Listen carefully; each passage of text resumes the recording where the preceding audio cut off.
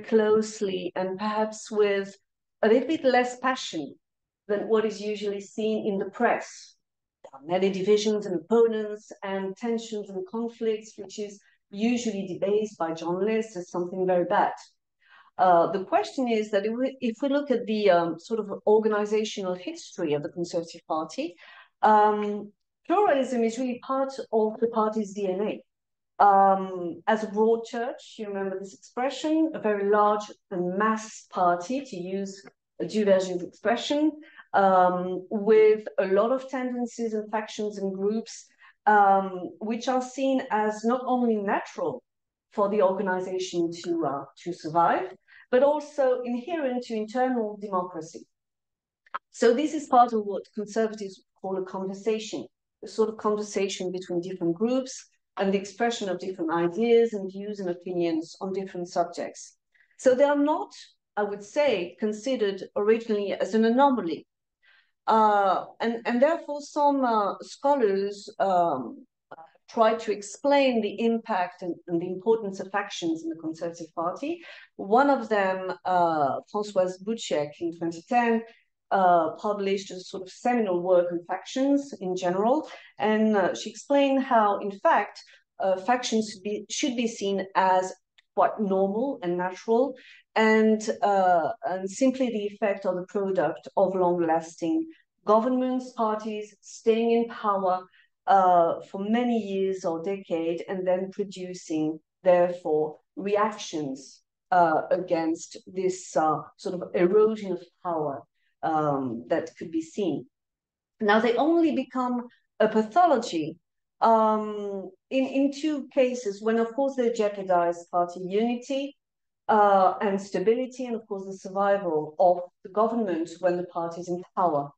And this is, of course, a reference to another seminal work by Albert Hirschman that you may have heard of, which is entitled Exit, Force, and Loyalty, which was published in the 1970s. And Hirschman, in fact, studied organizations, not necessarily political parties, but organization at large. And he actually argued that, in fact, in case of discontent and disagreement, members of an organization have three options. Either they actually leave the organization, or they leave the party in that case, or they vocally express their discontent, what he called voice, or they express their loyalty, or they are forced to express their loyalty by leaders of the organization.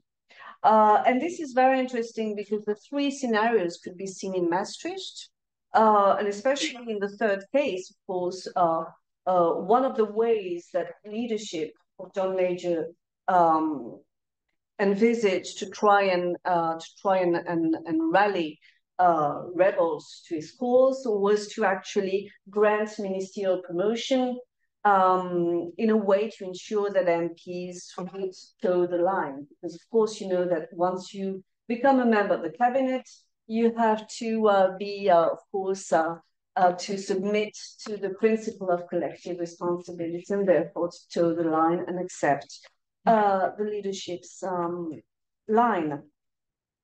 The second case is, of course, that they can hinder decision-making processes, because whenever a bill is submitted and introduced in Parliament, of course, you need, as a Prime Minister, you need the whole support of your MPs, and therefore the presence of rebels in your party can destabilize, of course, your the way legislation is carried out, and therefore this is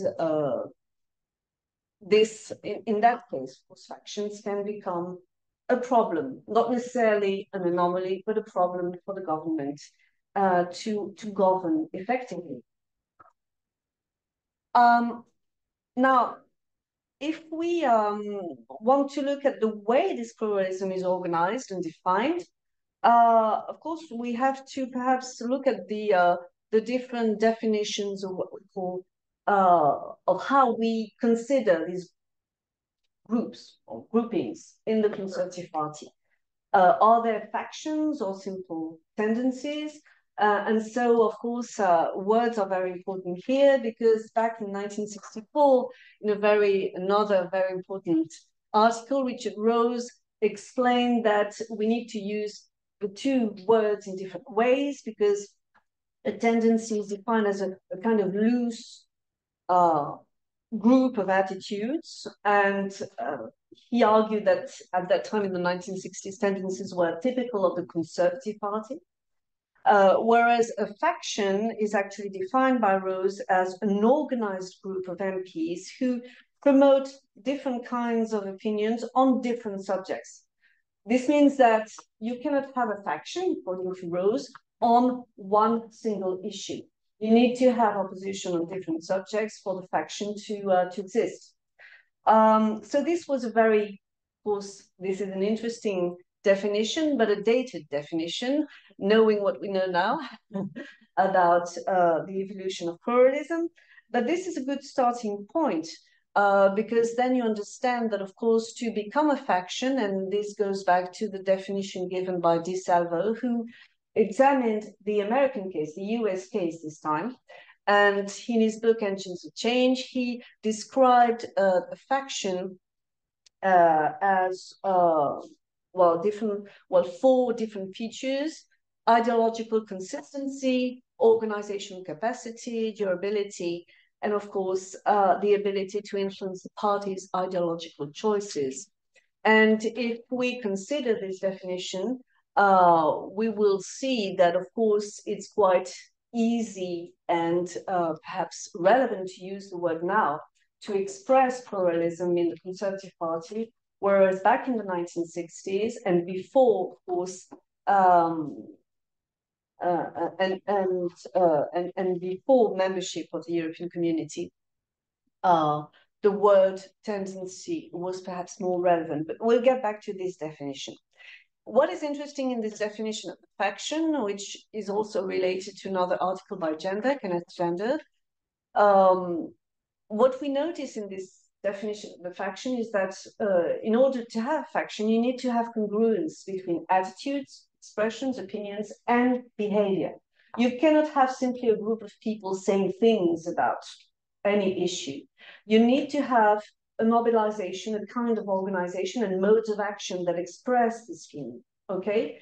So as you understand, and the point I want to make is that when you use the word Euroscepticism, and this is something that I will try to show you, in a very loose way, by saying, well, the public opinion is Eurosceptic, you miss the point, because Euroscepticism, as applied to this definition, needs more than simply an attitude or an opinion on Europe.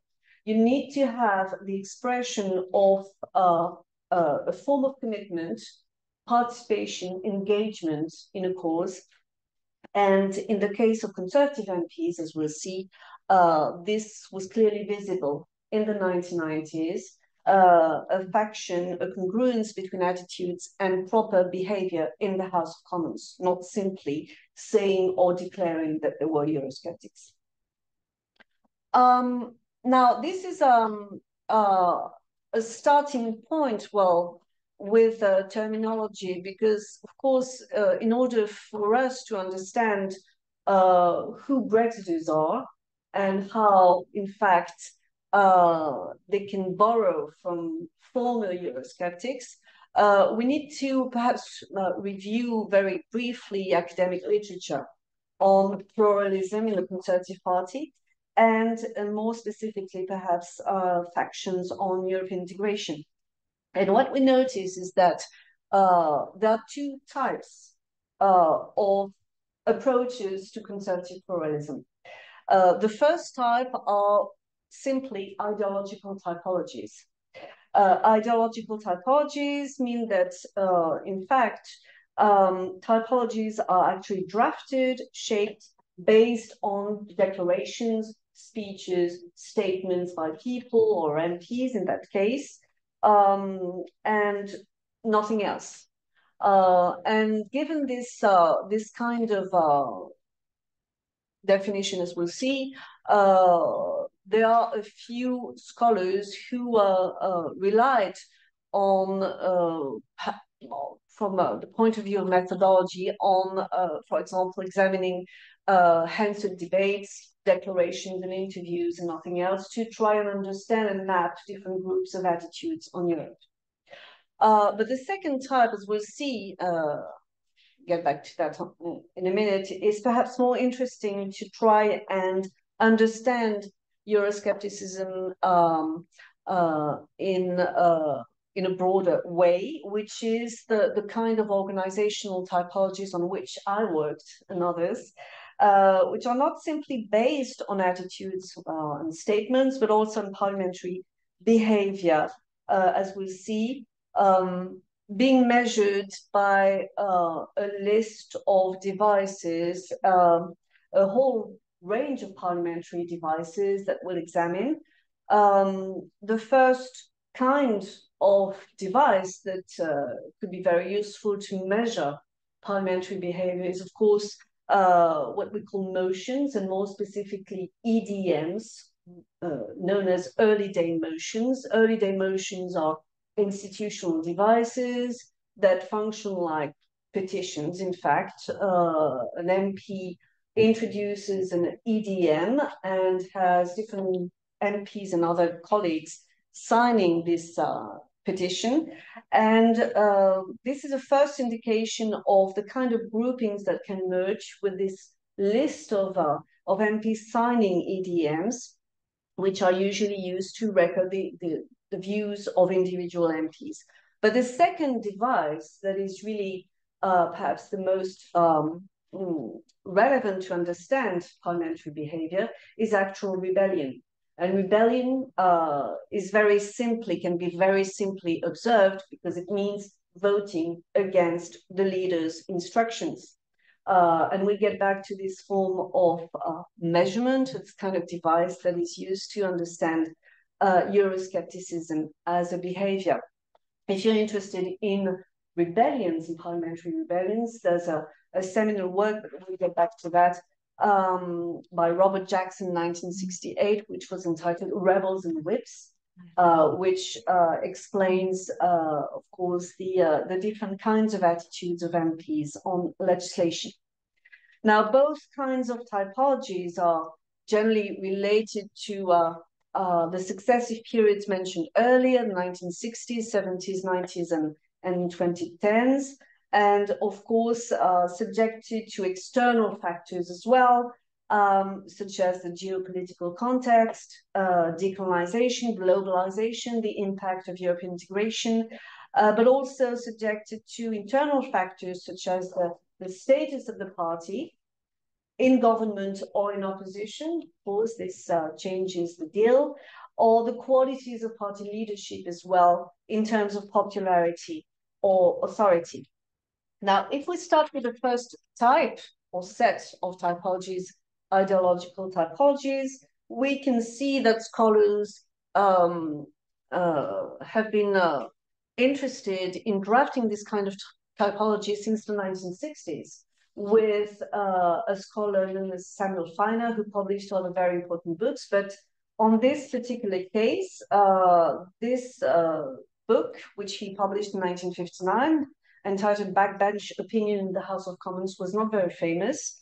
But it was the first time that a scholar focused on different issues in Parliament.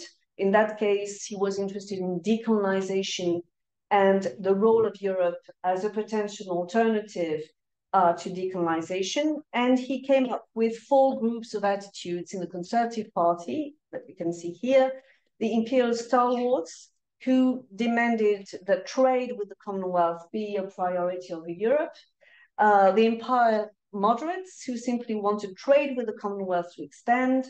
What he called the group that he called European Empire, were in favor of sharing partnerships with both areas, and European stalwarts, who wanted closer cooperation with the countries of the European continent. So this was the very first this very first time that a scholar was interested in trying to understand the different ideological groupings on the question of international relations in general, and more particularly, of course, the empire and Europe.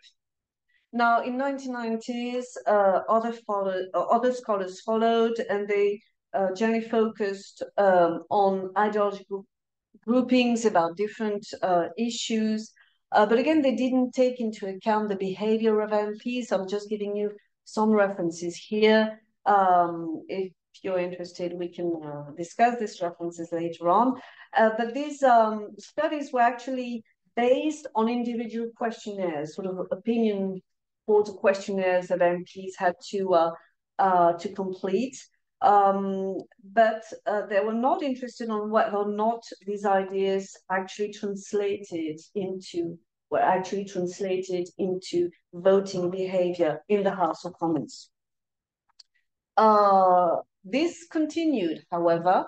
Heppel in 2002 and later on, in 2013, was very much interested in building surveys about conservative attitudes as well, but he was also, as we'll see, interested in voting behavior as a sort of secondary variable.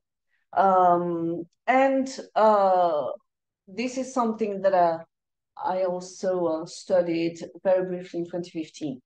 If you're interested in this kind of typology, there's a very good article which you can find online by Timothy Heppel from Maastricht to Brexit, which is also an attempt at trying to draft a genealogy of Brexiters, or trying to find a continuous line between Maastricht and Brexit, but which only applies to ideology and statements and declarations by MPs to try and perhaps identify what could be called a Maastricht pattern in the way MPs express their opinions on Europe.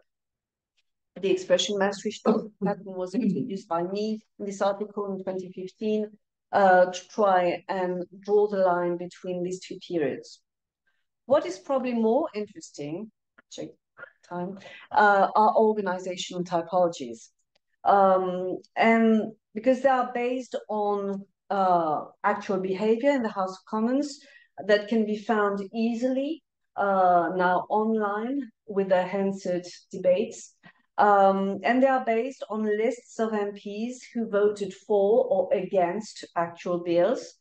And they also included these typologies, other tools, as I said, such as motions or disciplinary sanctions by whips as another device to measure behavior and rebellion.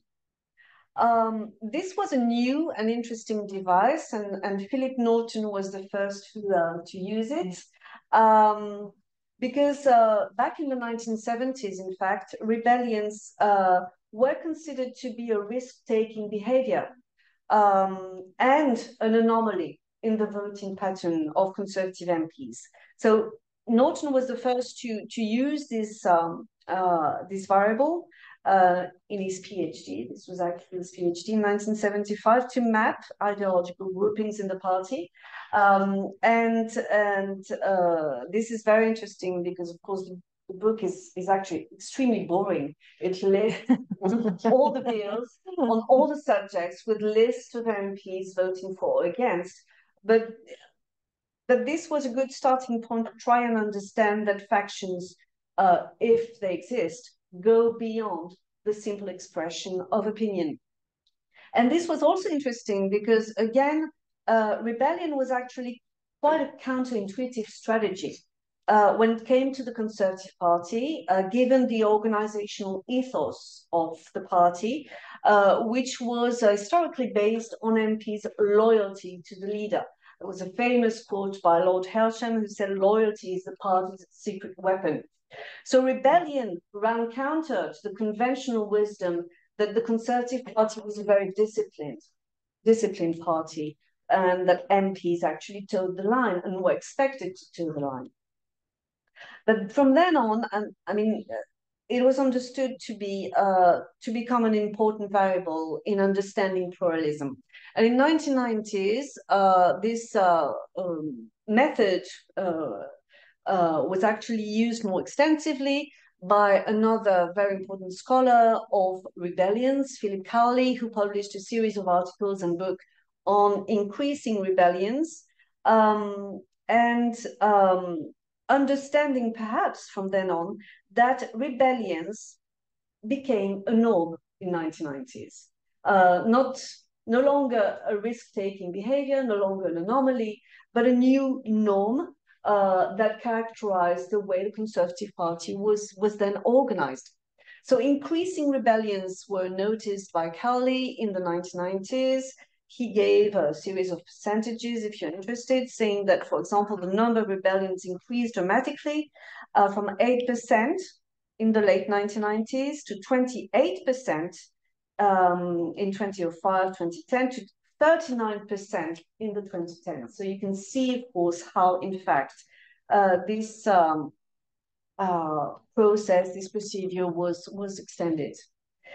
And the last period is, of course, the 2010s, because then in the 2010s, années 2010, rebellions became focused on different issues, focused on multiple issues, and of course, seem to suggest, therefore, that there should be a correlation between rebellion and factionism. If you go back to the first definition of a faction, as applied to different kinds of issues, then you understand how the link could be made between rebellion and factionism. And from then on, I think this is the current trend. The question of parliamentary rebellion in the Conservative Party is not only limited to one issue. There are multiple issue rebellions.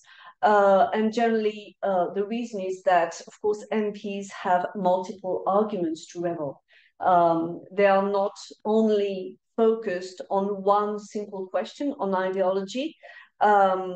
Ideological positioning or policy is just one of the three key motivations of rebellious MPs.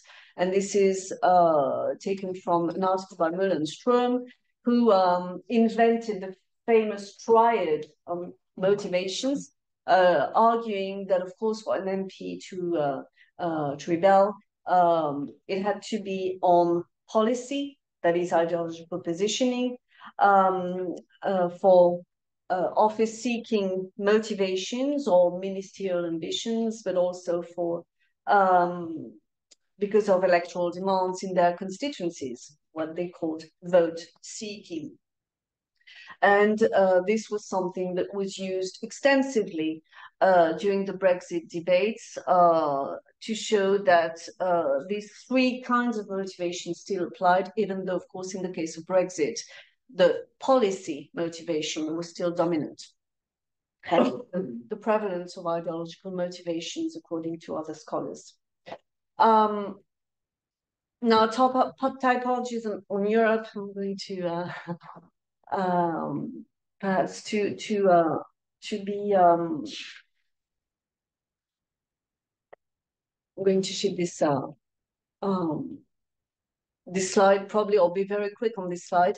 Typologies on Europe were also interesting because what we can see back in the 1990s, especially with a group of scholars, Baker, Ludlam, and Gamble, who extensively studied these kind of cleavages. The way, of course, typologies on the European issues were examined generally combined ideology and not necessarily behavior, but ideology and economic policy. What you notice is that positioning on Europe was very much dependent on the left-right cleavage. And you can notice that in the two typologies used by the scholars, Ashford, Spicer, and then Baker, Ludlam, and Gamble, the two variables that apply to the European cleavage were not only national sovereignty, but also MPs' attitudes to state intervention. And because, of course, back in the 1990s, most of the Eurosceptics were essentially liberals and neoliberals and therefore also, of course, opposed the way the European project was seen, well, in a radical way as a socialist project, but also was seen as perhaps extensive state intervention and interference in domestic affairs, but I'm going to perhaps move quickly. So this led to the definition I actually I've been working on for many years, Euroscepticism, not only as an attitude, but a parliamentary behavior based on the organizational capacity of a faction, modes of action, support, and resources, as we'll see, and aiming at influencing or even overthrowing the government, as was the case with Major, when conservative Eurosceptics intended to have a new leadership election and replace the prime minister with another leader. And this was also the case, as we'll see with Theresa May, for example. Now, how can we work on that? To try and move quickly. I think based on this academic literature, and based on of course, the idea of combining, which is my argument, of course, combining ideology and behavior, there are two ways of perhaps trying to examine factions on Europe in the Conservative Party.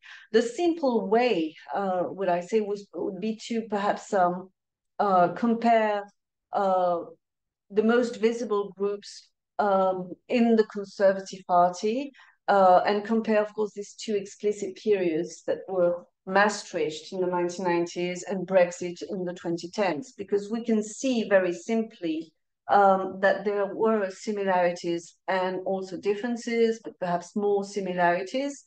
If we compare Maastricht and the 2010s, of course, we can notice that the Conservative Party was actually led by a leader lacking authority and charisma, John Major on the one hand, Theresa May on the other hand, to put it simply, and that both parties at that time had a very narrow majority of seats, 21 seats in the 1990s, which gave a lot of power and confidence to the rebels, and a narrow majority of 3 seats, if you remember, under Theresa May, which also allowed, of course, this faction to be vocal and visible, perhaps more vocal and visible than if the party had a large majority. Now, differences should be noted as well. Of course, as we'll see,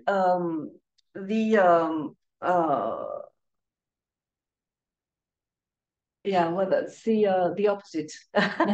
The Maastricht rebels were actually less rebellious than Brexiteers, because the reality, if you look at their parliamentary behavior, was that in the sorry about the confusion here,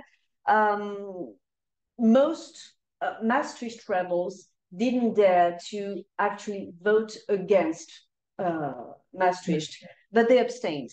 So the reality in terms of behavior was that, of course, the Maastricht rebels were perhaps less rebellious than the Brexiteers in the 2010s, but they were highly visible for different reasons. The first was that they had a massive support from the press, the tabloid press. The second was that they had a massive support from all the groups that emerged at that time, UKIP, the Bruges Group, and so on.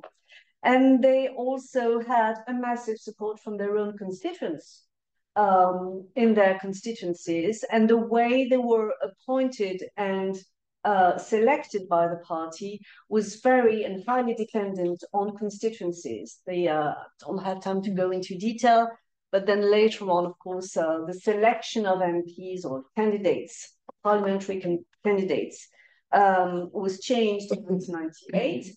But back in the early 1990s, constituencies played a major part in selecting parliamentary candidates. So they needed the support, and they had the support of their constituents to stay in power, to stay in their constituencies, which was slightly changed in 1998 when the reform was, when the procedure was reformed, and when the Conservative headquarters played a very important part in the selection of parliamentary candidates. The second, of course, major difference is, of course, the referendum. The Maastricht Treaty was ratified in Parliament in the 1990s, and of course in 2016. Brexiters claim to have a popular mandate, and this rhetoric on the people is still part of what we would call sort of rhetorical populism that was expressed by Brexiters at that time, claiming that they represented the people because they served the popular verdict in a way. Now, practically, this is very simple. If you want to perhaps use this to apply, sorry, a second kind of method, instead of trying to compare very simply two periods of conservative Euroscepticism, you can actually do it in another way, which is to rely on different websites that now list on the internet MPs who actually voted against or for specific bills. And one of these websites that I can recommend is publicweb.org.uk, which is extremely beyond the European question, which is extremely interesting to know, in fact, the list of all MPs. If you can't actually see anything from from the end of the room, but anyway, what you can see is that you have lists of MPs voting against different pieces of legislation. And what is interesting here, because I used, for example, rebels from the 2010-2015 Parliament, and then compared it to the 2017-2019 Westminster Parliament, you can see that rebels in 2010 were actually pro-European, whereas, of course, in 2017, in the next Parliament, rebels were actually rebels were Eurosceptic back in 2010, and rebels became pro-European in 2017, when, of course, the Conservative leadership of Theresa May decided to support the withdrawal agreement bill. So this gives you a way of identifying MPs, first of all, a list of MPs, groupings in the Conservative Party.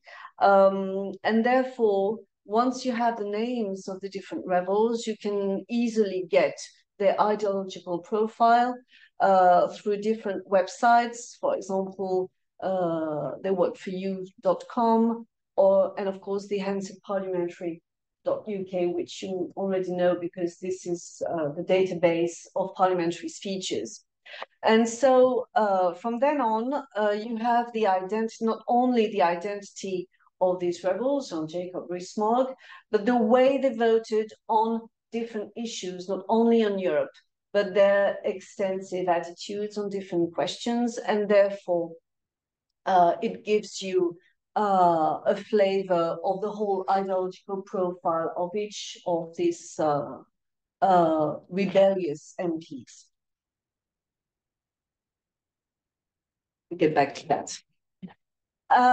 So to conclude, sorry about being so long, but to conclude, I think that what is interesting from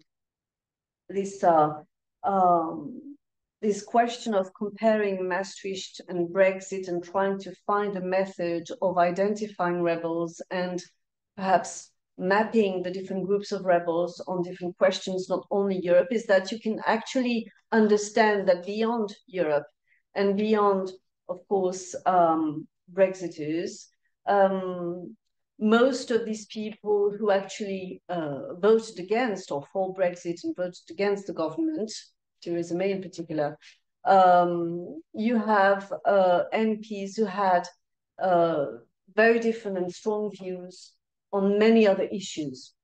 And the different bones of contention that can be seen today are clearly about economic policy, which is a sort of continuous bone of contention in the Conservative Party, minimal state intervention versus maximal state intervention, which is still a very important fault line in the Conservative Party, as was the case in the 1990s. Free movement, sovereignty versus interdependence. So these are sort of structural fault lines dating back to the 1980s and 1990s, especially economic policy and free movement, with new bones of contention emerging in the 2010s, especially on the center-periphery cleavage. So the last two bones of contention are newer, probably, not that new, but newer or more visible today. With the center-periphery cleavage, and of course, all the questions, social or societal issues based on the cleavage between authority and individual freedom, and especially tensions around social issues on COVID, race, gender, which are part of the so-called culture wars, and polarized around, once again, authority versus the authority of the state versus individual freedom. And this gave rise to a certain number of groups. For example, the common sense group, which is a very authoritarian, you might say, faction in the Conservative Party. And most of the members of the common sense group are actually clearly seen and visibly seen on other bones of contention. They are neoliberals, so minimal state intervention. They are, of course, in favor of national sovereignty, and they are unionists. So you can see how, in fact, factionalism nowadays in the Conservative Party is very much based on structural fault lines and bones of contention that have existed in the Conservative Party since, more specifically, the 1980s and 90s, but you can actually go back to even before that. I mean, some would argue that the repeal of the Corn Laws in 1846 is very similar to, of course, the economic policy, the rise of free trade, of course, in the Conservative Party is very similar, and kind of continuity on this very same line, but with new, of course, new issues that emerged recently, in particular the fourth bone of contention, and the question of culture wars, which is added to the other three, but at the same time makes sense. If you look at the identity of members, you understand how, in fact, some of these members can be seen quite easily on the different topics. Now, to conclude, I would simply say perhaps that in the current debate, which is a very topical debate, of course, not only culture wars, but the populist turn of the Conservative Party. And you probably had Tim Bell's presentation talking about the rise of populism, how Tim Bell is very keen to say that Rishi Sunak is another populist, but in a very much more respectable outfit. And arguing that there is an actual populist turn in the Conservative Party. But in this debate, which I won't have time to go into, I think one interesting question is that there is a lot of talk about the end of ideology.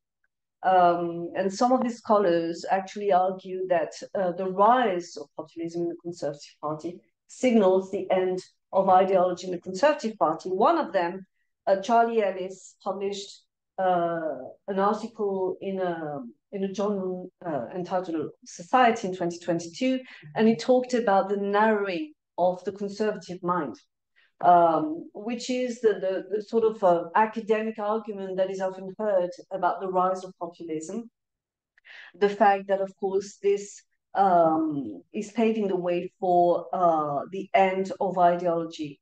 And perhaps the return to the original conception of conservatism as a state of mind, not as an ideology proper, but a state of mind, a disposition, to quote Oakeshott, I think. Yeah.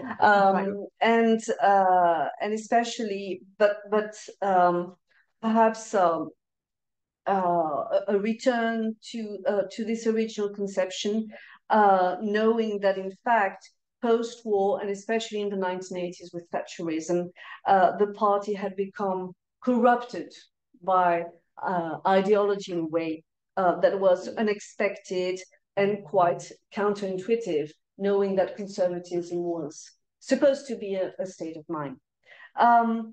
I personally don't subscribe to this contention, because factions may have perhaps become more visible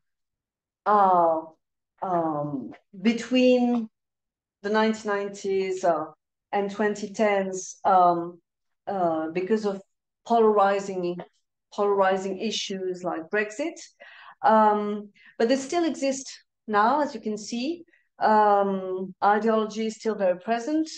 And of course, populism tends to conceal, or at least the populist image and media image of the Conservative Party tends to conceal the reality of groupings inside the parliamentary party, and especially the way MPs behave on specific bills, specific legislation. And what I want to say is that factions, in fact, still exist in a way that is very similar to how they've always existed. They simply have to be forced in a way to reinvent themselves differently. But you can see that most of the structural fault lines of the Conservative Party are the same today. The issues are just slightly different. And they are slightly different because they depend on a different context, and because they simply vary depending on circumstances. The current debates around Me Too, for example, or the transgender questions or trans identity are very similar to other questions that divided the Conservative Party on the question whether, for example, the state should have authority on the way people should lead their sexual lives. And this is a reference, of course, to the same-sex marriage back in 2013, or whether or not people should have the freedom to choose their sexual preferences. So you've got a kind of continuity in the way, of course, pluralism exists in the Conservative Party. And this could be summarized to these two questions, in fact, which are in a way the sort of never-ending internal debates that continue to polarize the Conservative Party, and that have polarized the Conservative Party for centuries, or at least since the you might say since the 19th century with repeal of the Corn Laws. The place of the nation state in relation to others, the place of the United Kingdom in relation to other countries, and especially, of course, the question of the independence or the interdependence of the United Kingdom with other countries is still a very prominent debate. And of course, the role of the state. The role of the state as an economic regulator. This was very important in the 1980s with Thatcherism, of course, and state intervention. Now as a moral censor in relation to culture wars, in relation to sex preferences, and so on and so forth. You've got this, of course, sort of continuous fault lines that should encourage us to perhaps think about factions in a more historical way, and not simply as the result of brief periods of time. That's it. Thank you very much. Thank you.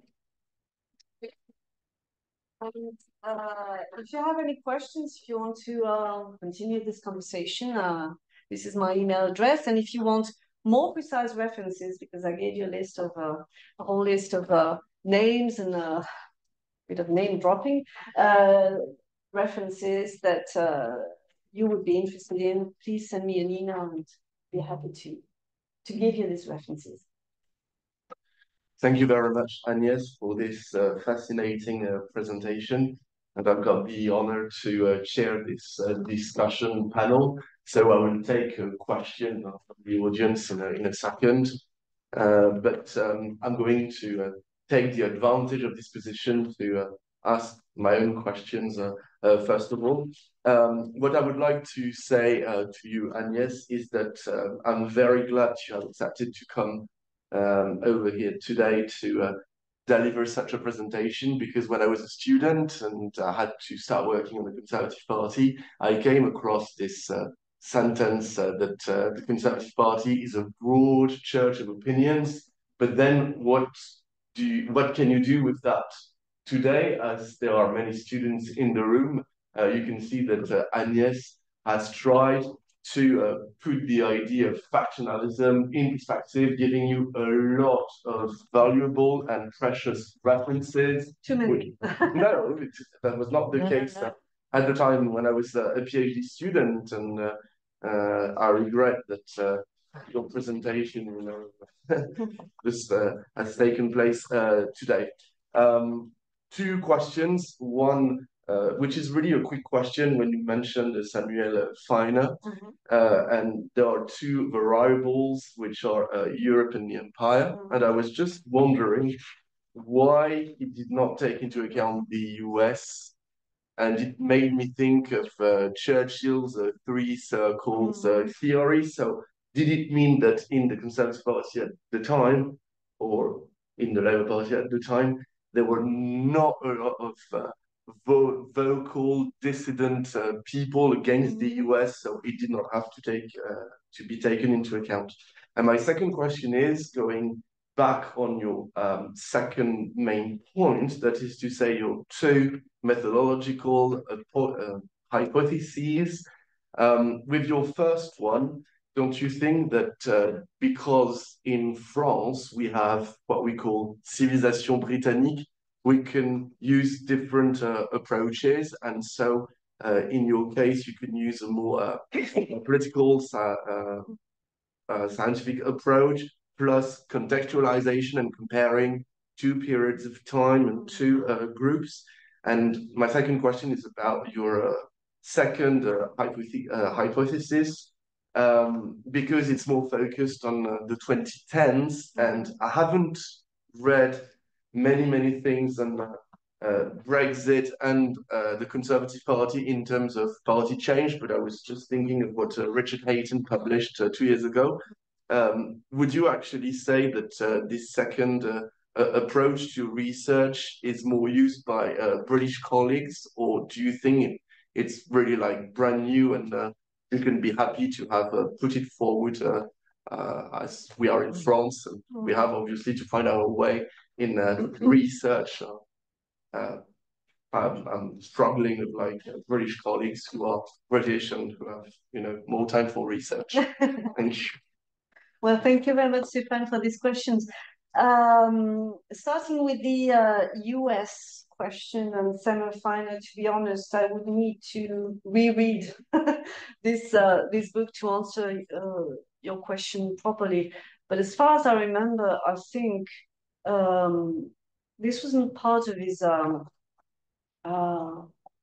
This was not indeed part of his analysis of ideological typologies. I mean, he was very much interested because the period was very much dependent on these two crucial events, which of course both applications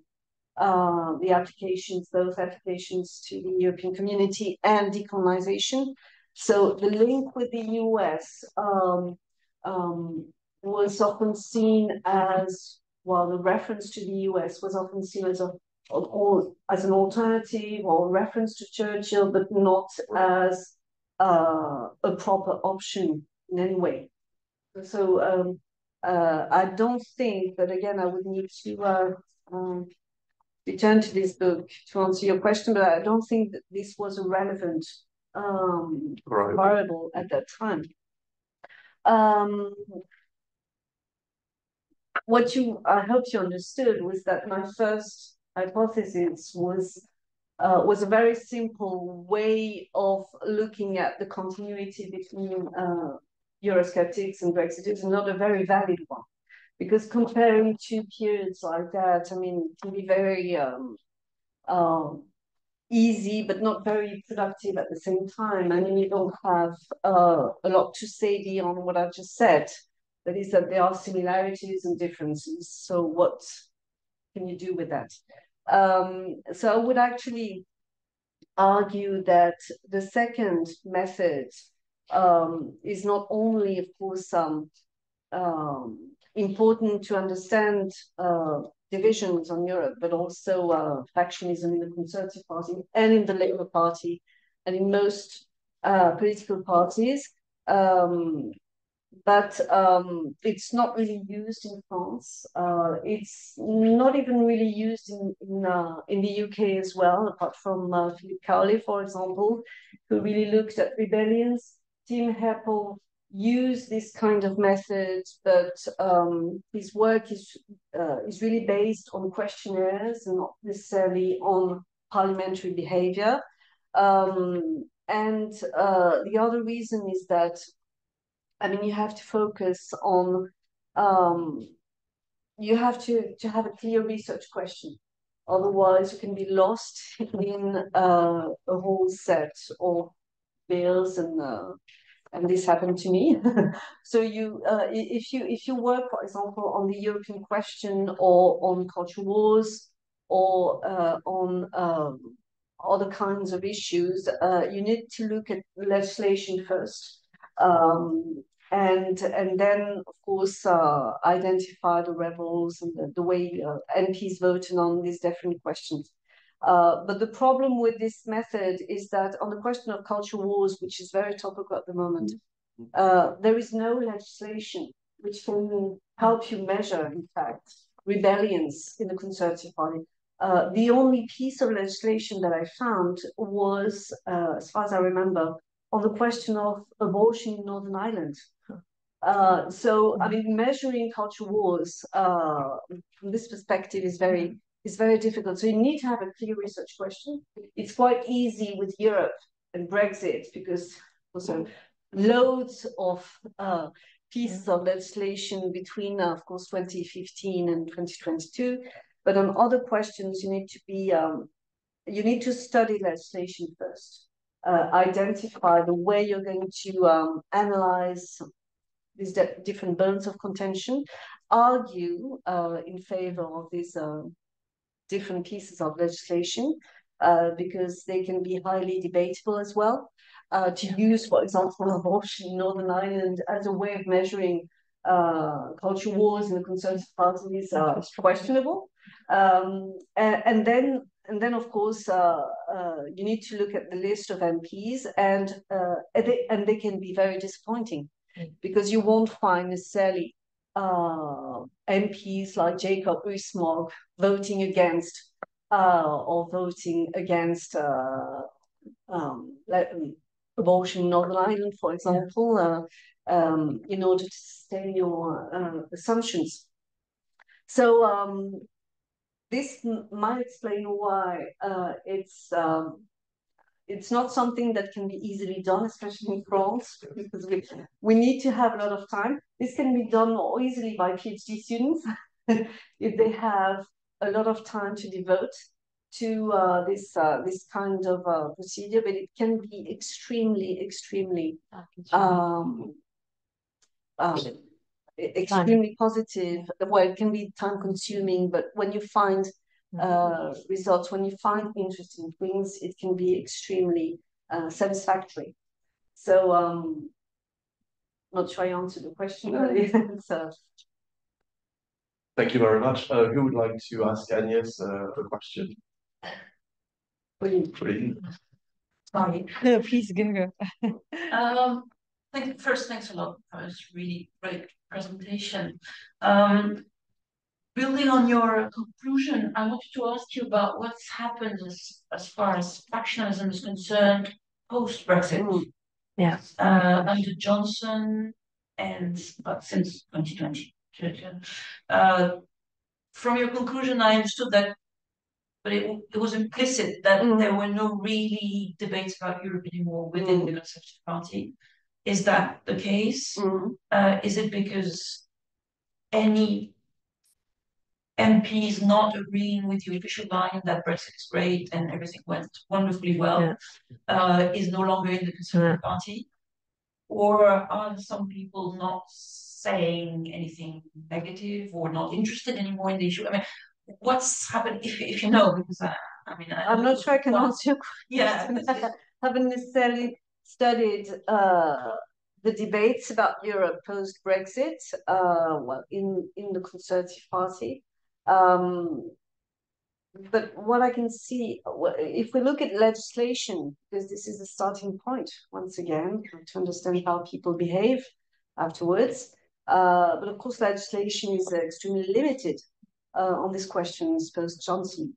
So it's quite difficult to actually have anything useful or interesting to use in research from this point of view. And the other thing is that, of course, post-Johnson, especially since 2019, MPs have become extremely disciplined and quite keen to, well, to follow the line, especially with the election of December 2019. We have seen, of course, that the whole Conservative Party had changed, that Johnson had got rid of some of the most rebellious elements in the Conservative Party. You may remember that there were 21 or 22 Conservative MPs who were still pro-European in the run-up to the 2019 election, and Conservative Party had not necessarily deselected them, but made sure that they wouldn't stand, or at least that if they decided to stand, they would be they would be independent. So the whole, of course, face of the Conservative Party has changed. And what is interesting is that this produced a kind of more complacent, well, probably a new type of MP that was not necessarily rebellious on the usual subjects. I mean, the only rebels that could be seen post-2019 were, of course, on this question of authority versus freedom during the COVID crisis, for example, sanitary restrictions and so on and so forth. And of course, the other group that could be seen as well, but they didn't last very long, was the Northerners. And of course, the one who were elected on the red wall, of course, in the constituency that voted Labour. But they actually followed the line imposed by Boris Johnson for a very long time. Some of them resigned, but this group was only vocal on this specific question on their region and was not necessarily vocal and visible on other issues. So now I think that I would say that the dominant issues are probably on the culture wars, social questions, but I'm not so sure either. I would need to look, because the problem is that we get probably blinded by the messages sent by some ministers, Suella Braverman, Kemi Badenoch. We get the impression that the whole Conservative Party is completely divided in this question, and that you have a group of very strong and vocal activists in the Conservative Party against transgender identity and so on and so forth. I mean, to answer your question, we need to look at the way MPs express themselves, but not only, and how they actually vote, sign motions, express a specific behavior on these questions. And my guess is that we might be disappointed because, of course, the Conservative conference was highly mediatized around the figure of Suella Braverman, that the press was very much interested in all those very vocal and aggressive figures, but the reality of how people behave in the House of Commons is very different, which is why I would actually promote this kind of research, because it's also a way to avoid perhaps being blinded, but what the media produces on the question of the polarizing issues of Brexit and culture wars, because the media is themselves completely crystallized around very vocal, aggressive figures that tend to forget that, I mean, they are very vocal, they make a lot of noise, but the reality of legislation is produced by the MPs who act in the House of Commons. And how do they react? How do they behave? This is a very different question. So, which might lead us to carry out this kind of research to look at the way they vote and the way they act more specifically, instead of being blinded by some, figures in the Conservative Party, and therefore simply saying, well, the Conservative Party has become populist. I'm not criticizing the team there, but No. you know what I'm saying? It's another way of looking at things. Yes, the Conservative Party might have become populist, but to answer this question, but I'm not sure. To answer this question, I would need to look at the way MPs express themselves on these questions and how they vote and express their views in the House of Commons. So I can't really say.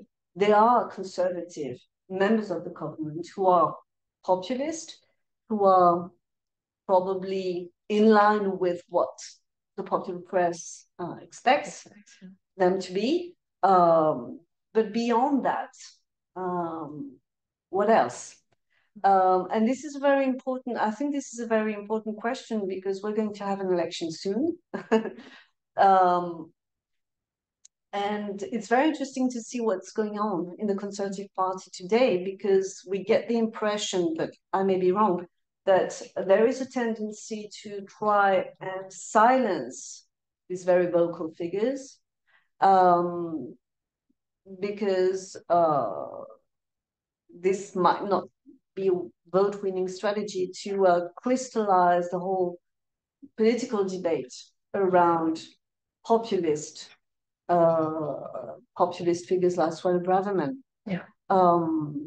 And therefore, lost in your question. I'm not sure I answered your question. No, but I'm not sure there's an answer.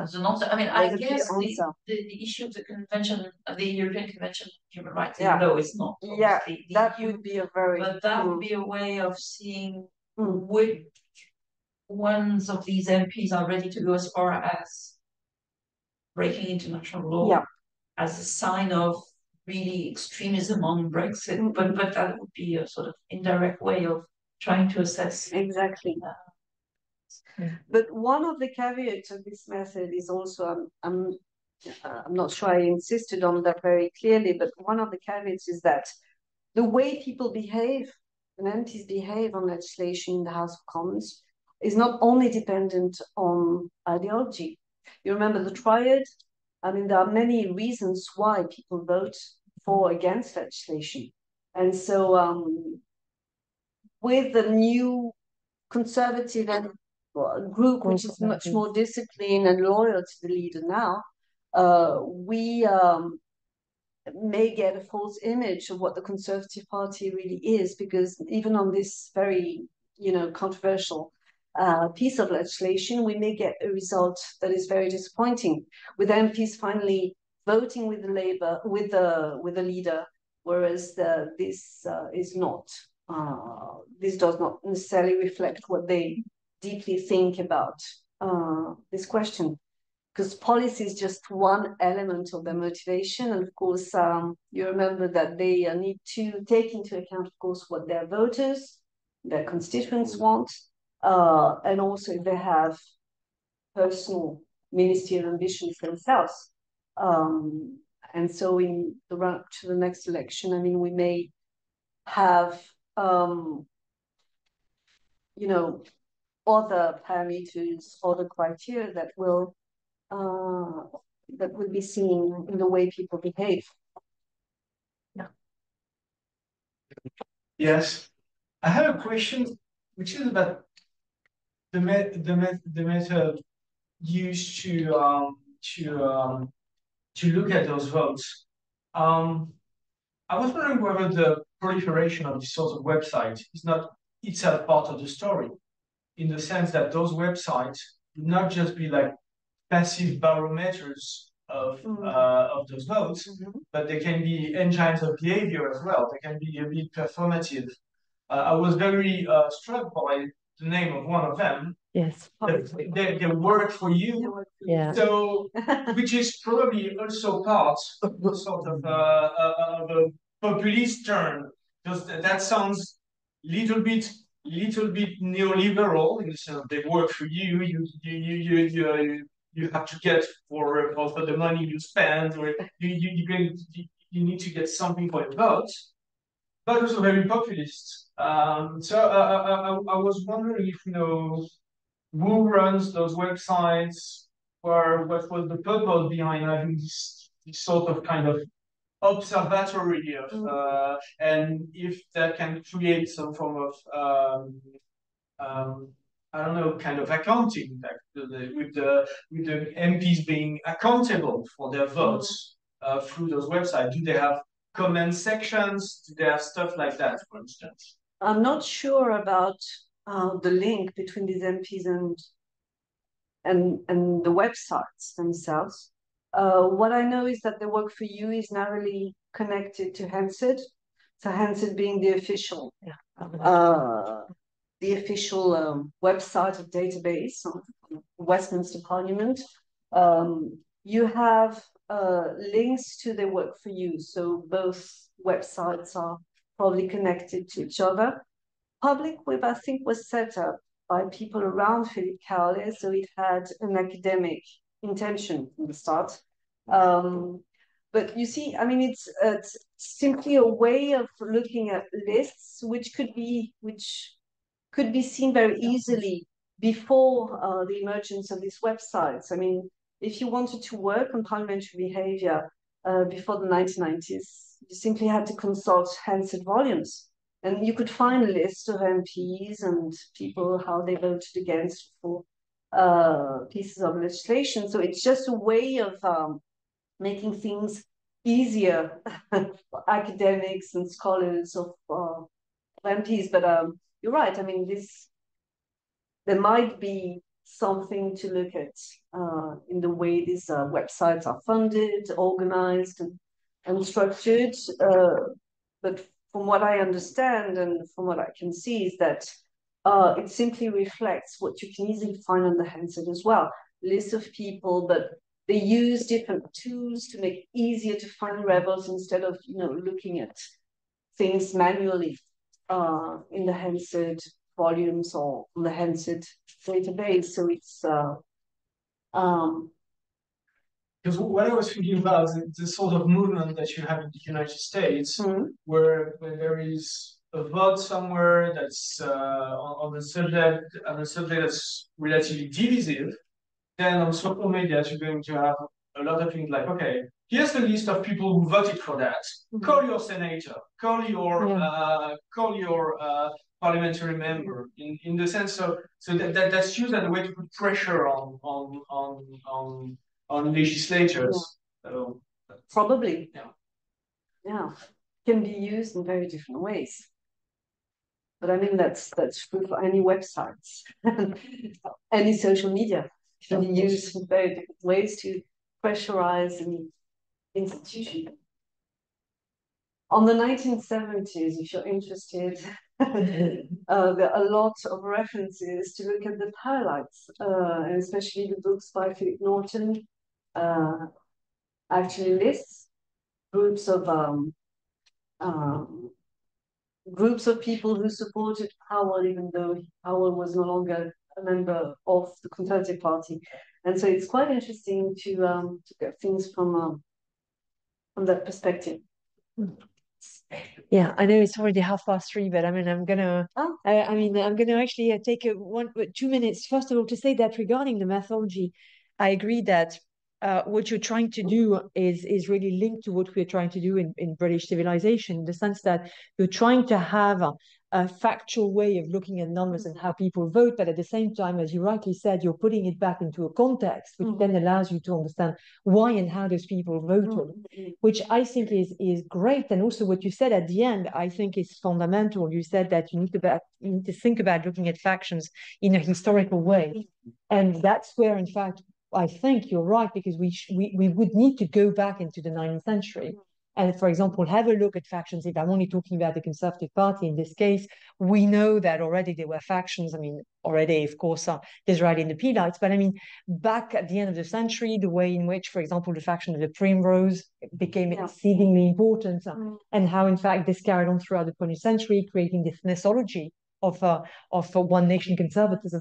So I think that there is something to be done, certainly for a number of students who would like to work on a PhD, which would actually take into account the historical method and the political scientist method, which we are trying to do with our own PhD student coming from URMA. I mean, she's not here today, but she's working on essentially the historical roots of populism on the Conservative Party.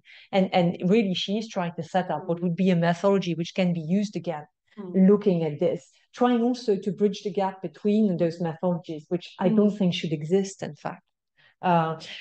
So I thought it was fascinating. Then I've got two questions. The first one is, do you think that perhaps a new cleavage, which could help us in the future, would be the question of climate change? Because in fact, you have got, it is slowly taking over the question of Brexit. And it is sort of replacing well, you can see, for example, somebody with Nigel Farage, the new question is no longer Brexit. It is really thinking that you as an individual be able to do whatever you want regarding climate change. So you find yourself in a sort of, I wonder if in the future this might not be helpful. And my last question is about, perhaps you didn't have the time, but because you didn't mention, but I guess it was because of a lack of time, or if it wasn't because of a lack of time, perhaps it's a question, is you didn't mention the role of Jimmy Goldsmith in the referendum party in the 1990s as a faction. I didn't have time to go into the details in the 1990s, but I mean, I published a lot on that. Oh, yeah, exactly. I was wondering why you had left it out, so I was thinking, okay, it's just no time. Okay, right. So on Jimmy Goldsmith, James Goldsmith was, the founder of, those of you who don't know him, he was a Franco-British millionaire in the 1990s who set up a group or party known as the Referendum Party, which lasted only a couple of years, I think. And the anecdote was that he launched this party because he was dying of cancer. And so he injected a lot of money in what was a doomed project, because of course setting up a party in British politics with no seat in Westminster is something very adventurous. And some people would actually suggest that indeed he made a difference even before UKIP existed. Yeah, that's right. And probably what I would say is that the combination of UKIP and the Referendum Party back in the 1990s made a difference. The Referendum Party itself was simply an attempt at trying to have candidates in some constituencies. I think it was 1993 or 1992 general election.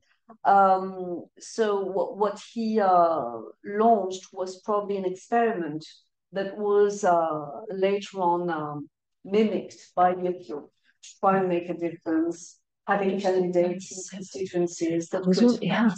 97? Yeah. It was you're right. 1997. Yeah, you're right. Yeah.